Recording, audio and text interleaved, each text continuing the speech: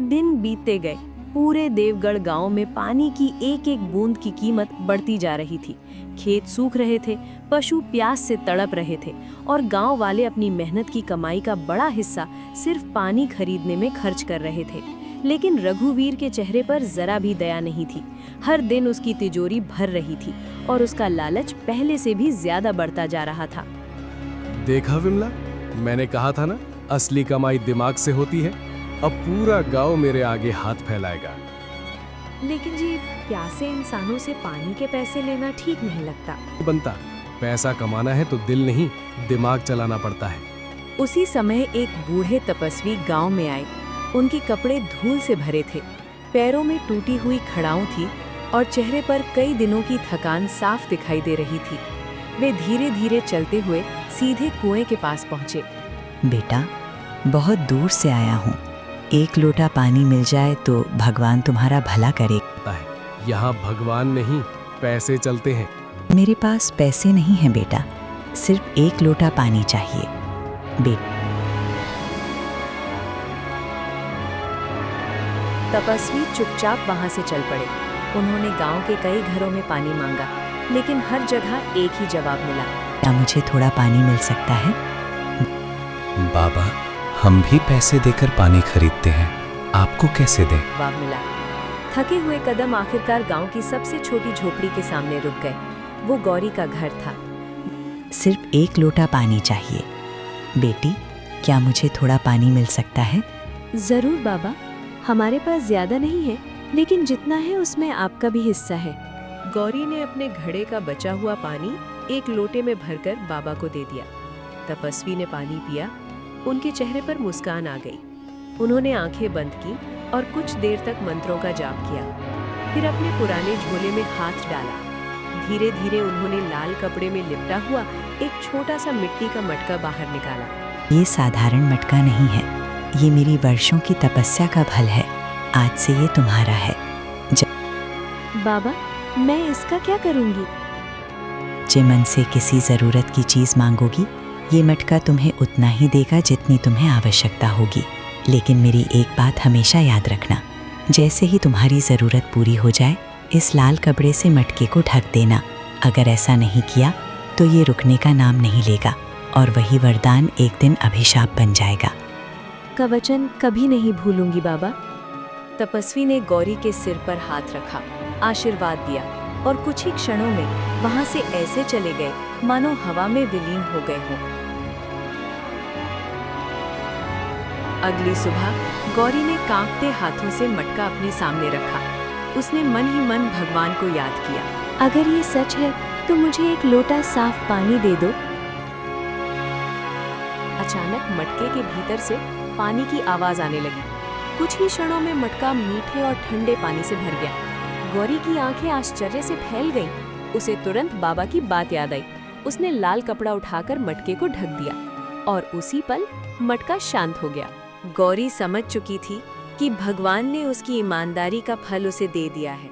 लेकिन दूर कहीं रघुवीर की किस्मत अब उसके लालच के कारण एक ऐसे मोड़ की ओर बढ़ रही थी जहां से लौटना उसके लिए संभव नहीं होगा। दिन गुजरते गए। गौरी ने कभी भी उस चमत्कारी मटके का गलत इस्तेमाल नहीं किया। वह जितनी जरूरत होती उतना ही मांगती और काम पूरा होते ही लाल कपड़े से मटके को ढक देती। धीरे धीरे उसके घर की हालत बदलने लगी। जहां पहले खाली मटके और सूखे डिब्बे पड़े रहते थे, वहां अब आटा, दाल, चावल, तेल और जरूरत का हर सामान मौजूद था। लेकिन गौरी ने कभी घमंड नहीं किया। भगवान ने जितना दिया है उसमें गांव के भूखे लोगों का भी हिस्सा है। उसने अपने घर के बाहर एक छोटी सी राशन की दुकान खोल ली। वह सामान बहुत कम दाम में बेचती। कई गरीब परिवारों को तो उधार भी दे देती। गौरी बहन, तुम्हारी वजह से हमारे बच्चों का पेट भर रहा है। हरि राम चला गया, लेकिन उसकी नेक कमाई आज भी उसके परिवार का सहारा बनी हुई है। यह मेरी नहीं, भगवान की कृपा है। धीरे धीरे पूरे गांव में गौरी की ईमानदारी की चर्चा होने लगी। यह सब सुनकर रघुवीर के मन में जलन की आग भड़क उठी। कल तक जिसके घर खाने को नहीं था, आज पूरा गांव उसकी तारीफ कर रहा है। कुछ तो राज है। छोड़ भी दीजिए। दूसरों की खुशी देखकर जलना ठीक नहीं। जब तक उसका राज पता नहीं चलता मुझे चैन नहीं मिलेगा। उस रात रघुवीर चुपके से गौरी के घर के पीछे पहुंचा। वह खिड़की के पास छिपकर अंदर झांकने लगा। गौरी घर में अकेली बैठी थी। उसने लाल कपड़ा हटाया और मटके के सामने हाथ जोड़ दिए। हे प्रभु, कल दुकान के लिए 2 बोरी चावल चाहिए। अचानक मटके के भीतर से आवाज आने लगी। कुछ ही पल में 2 बोरी चावल मटके के पास रखी दिखाई दी। गौरी ने तुरंत लाल कपड़े से मटका ढक दिया। सब कुछ शांत हो गया। अच्छा, तो यह सारा खेल इस मटके का है। उसकी आंखों में लालच चमक उठा। अब उसे समझ आ चुका था कि गौरी की तरक्की का राज क्या है। अगर यह मटका मेरे हाथ लग जाए तो मैं पूरे राज्य का सबसे अमीर आदमी बन जाऊंगा। आधी रात होने का इंतजार करते ही रघुवीर धीरे से घर के अंदर घुसा। गौरी और मोहन गहरी नींद में सो रहे थे। रघुवीर दबे पांव मटके तक पहुंचा। उसने चारों तरफ देखा और लाल कपड़े सहित मटका उठाकर वहां से भाग निकला। घर पहुंचते ही उसने अपनी पत्नी और बेटे को जगा दिया। इतनी रात को कहाँ जाने की तैयारी कर रहे हो? अब इस गांव में रुकने की जरूरत नहीं। हम एक नए शहर में जाकर राजा जैसी जिंदगी जिएंगे। लेकिन पिताजी, हुआ क्या है? आज हमारी किस्मत बदल गई है। तीनों मटका लेकर रात के अंधेरे में गांव छोड़कर निकल पड़े।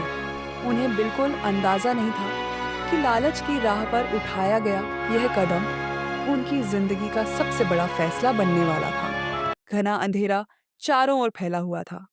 आसमान में बादलों ने चांद को भी ढक लिया था।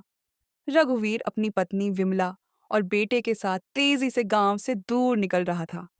उसके हाथों में कसकर पकड़ा हुआ था वह चमत्कारी मटका।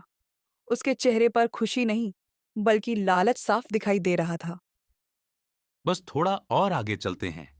नदी पार करते ही कोई हमें पहचान नहीं पाएगा। फिर इस मटके से इतना धन मांगूंगा कि पूरी जिंदगी ऐश करूंगा। मुझे डर लग रहा है। ये मटका चोरी का है। भगवान ऐसी दौलत कभी सुख नहीं देती। चुप रहो। गरीबी ने तुम्हारी सोच छोटी कर दी है। कल तक लोग मुझे सेठ कहते थे, अब राजा कहेंगे। थोड़ी देर बाद वे नदी के किनारे पहुंचे। वहां एक छोटी सी लकड़ी की नाव बंधी हुई थी। रघुवीर ने नाव खोली और तीनों उसमें बैठ गए। नदी का पानी शांत था। नाव धीरे धीरे बहने लगी। रघुवीर अब अपने लालच पर काबू नहीं रख पा रहा था। अब देखो इस मटके का कमाल। उसने मटके से लाल कपड़ा हटाया और मुस्कुराते हुए बोला, मटका 5 बोरी बढ़िया चावल दे। अचानक मटके के भीतर से तेज आवाज आई। कुछ ही क्षणों में एक एक करके चावल की बोरियां निकलने लगीं। पूरा नाव भरने लगा। पिताजी, सचमुच जादू है। अब मुझे ढेर सारी मिठाइयाँ भी चाहिए। हाँ मटका, ढेर सारी मिठाइयां हैं और खिलौने दे।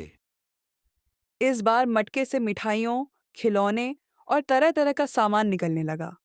कुछ ही मिनटों में नाव पूरी तरह भर गई। बस कीजिए, नाव बहुत भारी हो गई है। अरे अभी तो शुरुआत है। नाव जोर जोर से डगमगाने लगी। नदी का पानी नाव के अंदर आने लगा। तभी विमला की नजर मटके पर पड़ी। अरे, बाबा ने कहा था ना, काम पूरा होने पर लाल कपड़ा ढक देना। अरे हाँ।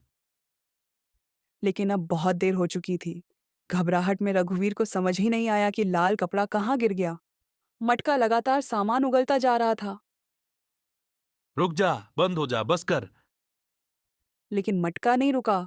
नाव और भारी होती गई। अचानक धड़ाम, नाव का संतुलन बिगड़ गया। तीनों नदी में गिर पड़े। चारों ओर चीख पुकार मच गई। बचाओ, बचाओ। पिताजी! रघुवीर तैरना नहीं जानता था। वह मटके को पकड़ने की कोशिश करता रहा, लेकिन वही मटका उसके लिए बोझ बन गया। कुछ ही क्षणों में तेज बहाव उन्हें अपने साथ बहा ले गया। लालच की आग में जलता हुआ रघुवीर उसी नदी में हमेशा के लिए समा गया। अगली सुबह गांव वालों को नदी किनारे टूटी हुई नाव मिली, लेकिन रघुवीर और उसका परिवार कहीं दिखाई नहीं दिया। लोग समझ गए कि लालच का अंत कितना भयानक होता है। उधर गौरी ने अपने पति हरिराम की सीख को कभी नहीं छोड़ा।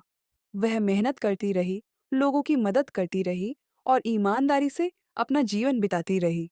गांव वाले आज भी अपने बच्चों को हरिराम और गौरी की कहानी सुनाते हैं और कहते हैं, ईमानदारी, मेहनत और संतोष इंसान को हमेशा ऊंचा उठाते हैं, जबकि लालच और बेईमानी अंत में सब कुछ छीन लेते हैं।